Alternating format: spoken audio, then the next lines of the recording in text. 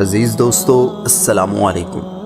آج ہم آپ کے ساتھ جو معلومات شیئر کرنے جا رہے ہیں اس سے آپ کو پورا اندازہ ہو جائے گا کہ پاکستان اور انڈیا کا فائنل جنگی معرکہ ہونے جا رہا ہے۔ اس جنگ میں ایران، شام، ترکی سے لے کر کون کون اس جنگ میں شریک ہوگا اور اس کا وقت کون سا ہوگا اور یہ کب ہونے جا رہی ہے۔ ویسے تو کتابیں بھری پڑی ہیں نعمت اللہ شاہ ولی کی پیشن گوئیوں سے، لیکن 1965 سے لے کر آج تک ہم ٹوٹل بات کریں گے۔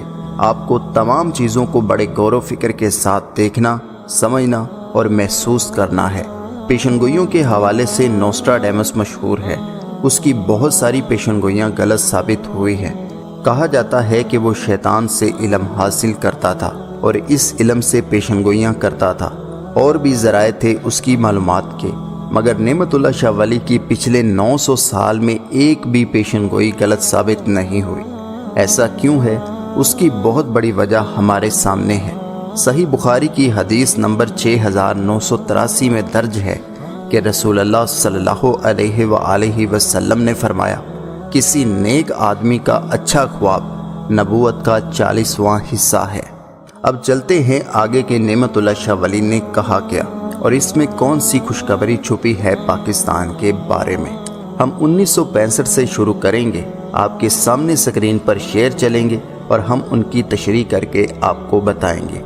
نعمت اللہ شاہ ولی ایک شعر میں فرماتے ہیں کہ اچانک مسلمانوں کو ایک ظاہری شور سنائی دے گا اور وہ کافروں کے ساتھ ایک دلیرانہ جنگ لڑیں گے۔ یہ 1965 کی جنگ کی بات ہے۔ اس سے اگلے شعر میں فرماتے ہیں کہ اس بے قراری اور اضطراب کے وقت ذات باری تعالیٰ مسلمانوں کے حال پر رحم فرمائیں گے۔ 17 دن کی جنگ کے بعد کافی جانوں کا نذرانہ دے کر مسلمان اللہ کے فضل سے سرخرو ہوں گے۔ اب 17 دن کی جنگ پتہ ہے کون سی ہے؟ کوئی تصور بھی نہیں کر سکتا کہ 1965 کی جنگ 17 دن کی تھی۔ کوئی سوچ سکتا ہے کہ کسی بزرگ کو اللہ پاک 900 سال پہلے یہ سب بتا دے گا اور پھر حقیقت میں بھی ایسا ہی ہوگا؟ اگلے شعر میں آپ فرماتے ہیں کہ مسلمان اپنے امیر کو خود ہی منصب سے اتار دیں گے اور اس کے بعد رسوا اور ذلیل ہوں گے اور نقصان اٹھائیں گے۔ یہ بات جنرل ایوب کے بارے میں ہے۔ جنرل ایوب نے پاکستان میں جتنی ڈیولپمنٹ کروائی ہے، پاکستان کی ہسٹری میں کسی نے بھی اتنی ڈیولپمنٹ نہیں کروائی۔ ان کی قیادت میں پاکستان نے 1965 کی جنگ بھی جیتی، لیکن اس کے بعد بھٹو نے ایک تحریک چلائی، ایوب کتا کے نعرے لگوائے گئے۔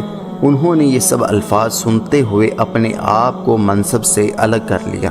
اس کے بعد آپ فرماتے ہیں کہ زمانے کے 23 سال گزر جائیں گے جن میں اسلام کا نعرہ بلند رہے گا۔ بعد ازاں ایک قہر نازل ہوگا۔ 1965 سے لے کر 1970 تک 23 سال ہوتے ہیں اور 1971 میں اللہ کا عذاب آیا اور پاکستان 2 ٹکڑے ہو گیا۔ اور کیا ہوا وہ اہل نظر بہت اچھی طرح جانتے ہیں۔ آگے وہ فرماتے ہیں کہ مشرقی پاکستان فریب سے تباہ ہو جائے گا اور مغرب والے یعنی مغربی پاکستان اس ظلم پر بہت روئیں گے۔ مغرب والے یعنی پاکستان والے آج بھی روتے ہیں کہ بنگال ہمارا اٹوٹ انگ ہے۔ حبیب جالب نے اس پہ ایک شعر لکھا تھا کہ انہی چلن سے ہم سے جدا بنگال ہوا، پوچھنا دکھ سے جو دل کا حال ہوا۔ اگلے شعر میں فرماتے ہیں کہ حضور صلی اللہ علیہ وآلہ وسلم کی امت سے بے حد مجرمانہ فعل اور گناہ سرزد ہوں گے۔ حکام رشوت لیں گے، دانستہ اپنے فرائض سے سستی اور غفلت برتیں گے اور تاویلات کے ذریعے سرکاری احکامات کو تبدیل کریں گے۔ آگے فرماتے ہیں علماء کو علم سے کوئی دلچسپی نہیں ہوگی اور جو سمجھدار ہوگا وہ ان حالات کو دیکھ کر صرف روئے گا، اور عوام الناس کا یہ حال ہوگا کہ وہ بے حیائی اور بے شرمی سے ناچ گانے کی محفلوں میں مست ہوں گے۔ آج علماء کا حال آپ سب کے سامنے ہے اور معاشرے کے حالات کسی سے ڈھکے اور چھپے نہیں ہیں۔ آپ آگے لکھتے ہیں کہ معاشرے کے مفتی اور علماء خود گمراہ ہوں گے اور بلا وجہ فتوے دیں گے اور حق کو چھپانے کے لیے شرعی ہیلے گڑیں گے۔ آج آپ دیکھ سکتے ہیں کہ جو حق پہ ہوں وہ ناپید ہو چکے ہیں اور جو گمراہ ہیں وہ برسر اقتدار ہیں۔ سب کچھ الٹا چل رہا ہے۔ پھر وہ کہتے ہیں کہ تم دیکھو گے کہ قاضی کی مسند پر جاہل ترین لوگ براجمان ہوں گے جو عوام سے ہر بہانے سے رشوت طلب کریں گے اگر قاضی کو چند سکے رشوت کے طور پر دو گے تو وہ سرکاری کتے کی طرح بہانہ سازی کر کے تمہارا معاملہ طے کر دے گا۔ یہ ججوں کے حوالے سے گفتگو ہو رہی ہے۔ اب یہاں وہ پیشن گوئیاں شروع ہونے جا رہی ہیں جو انتہائی اہمیت کی حامل ہیں۔ وہ لکھتے ہیں کہ افغان قوم پر اللہ کا فضل ظاہر ہوگا اور وہ ہتھیار لے کر مقابلے کے لیے کھڑے ہو جائیں گے۔ چند مہینے پہلے ہم اس لڑائی کے نتائج دیکھ چکے ہیں۔ پھر وہ کہتے ہیں چترال، ناگا پربت، گلگت اور چین سے ملحقہ علاقہ جات اور تبت میں ایک جنگ لڑی جائے گی۔ آج ان تمام علاقوں میں انڈیا اور دوسرے دشمنوں کی سازشیں ہو رہی ہیں۔ اس کے بعد جب ملک ہند میں ایک فتنہ پیدا ہوگا تو غازیان اسلام اعلان جہاد کر کے اٹھ کھڑے ہوں گے۔ پھر منگول فوجیں شمال سے آئیں گی مدد کرنے کے لیے۔ ایران اور ترکی بھی مددگار بن جائیں گے۔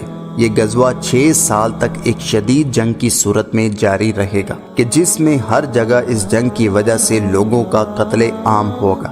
پھر اہل کابل یعنی افغانستان کے لوگ بھی کافروں کے قتل کے لیے نکل آئیں گے اور کافر پوری کوشش کریں گے کہ کسی بہانے سے اس جہاد کو روک سکے۔ سرحد کے غازیوں کے قدموں تلے زمین اس طرح لرزے گی کہ جیسے قیامت برپا ہو رہی ہو، اور وہ ہر جانب سے جہاد کے مقصد کے لیے والہانہ نکل آئیں گے۔ یہ جنگ بڑی عید اور چھوٹی عید کے درمیان ہوگی، اور اس جنگ کے نتیجے میں مسلمان ان تمام علاقوں کو حاصل کر لیں گے جو ان کے ہاتھ سے نکل چکے ہوں گے، یعنی پہلے کچھ علاقے مسلمانوں سے چھن جائیں گے۔ پھر وہ کہتے ہیں کہ ایک بار خون بہنا شروع ہو گیا تو دریائے اٹک کا پانی 3 بار کافروں کے خون سے سرخ ہوگا۔ اس کے بعد مسلمان لاہور پر قبضہ کر لیں گے، کشمیر فتح کر لیں گے، اور گنگا اور جمنا کے علاقے اور شہر بجنور پر مسلمانوں کا قبضہ ہو جائے گا۔